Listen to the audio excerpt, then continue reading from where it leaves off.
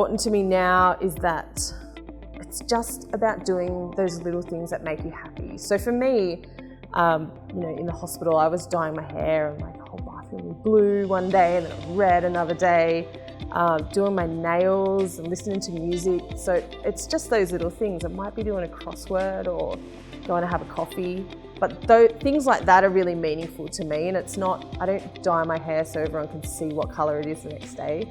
I dye it because it's fun.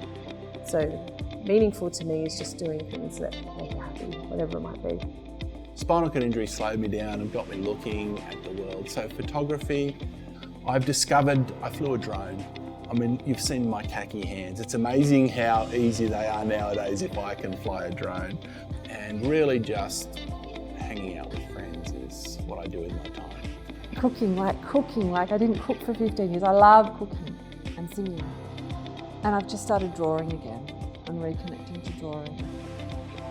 So that, like, the fascination with how to turn the 3D object into something in 2D, make it interesting to look at is just, I find, I've done quite a lot of study at university, but I think that has been the most intellectually fully challenging, absorbing thing for me to do.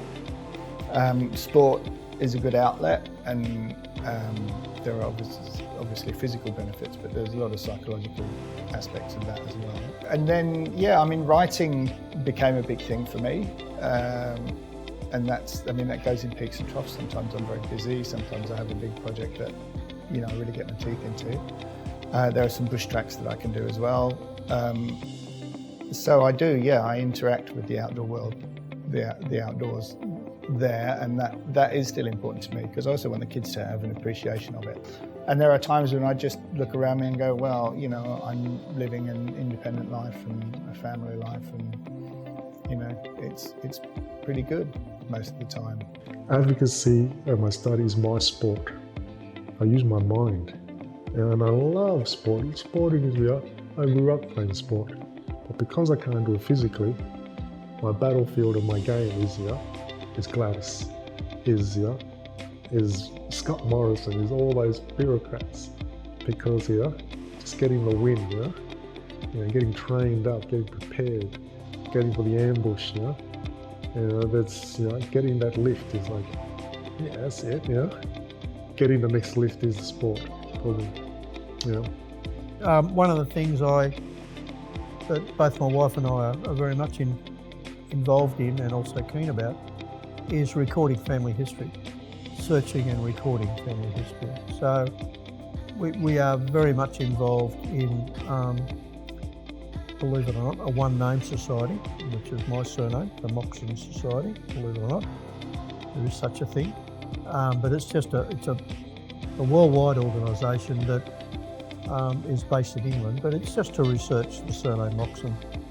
And one of the things when you're researching your family history, if you do more than just the family tree, but if you actually go back and look at where, say, your great-great-grandfather lived, or your great-great-grandmother, or whatever, where they lived and what that place was like at the time, if you're like me, you then think, I wonder what they were like. I'm determined not to depart this place without a record for my great-great-great-grandchildren of what I was like. Because I've discovered golf, Errol. Does she play golf? She's just started having lessons. I've convinced her that we've got 2 kids, and with me and her and 2 kids, that's a 4-ball on a golf course, so it's perfect. No. I've hand cycled a bit, which I enjoyed. Walked the dog, loved the dog. Took the dog for a walk this morning, and I pushed about 2 kilometres. Yeah, so chef before, still love to cook, still get in the kitchen every day, at least doing dinner, so we can sit down and like my wife and I can have dinner together. But yeah, I don't really use much adaptive equipment. I cut things, chopping board on my lap. I love it. And you're a wheelchair rugby player, I believe? Okay. And you've discovered that recently, or is that? No, I started playing in hospital, and then when I got out in hospital in November, and then that next year I played consistently.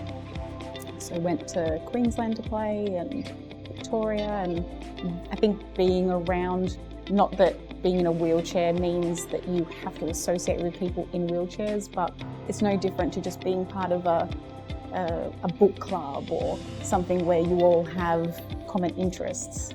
It's that same feeling, so being around other like-minded people.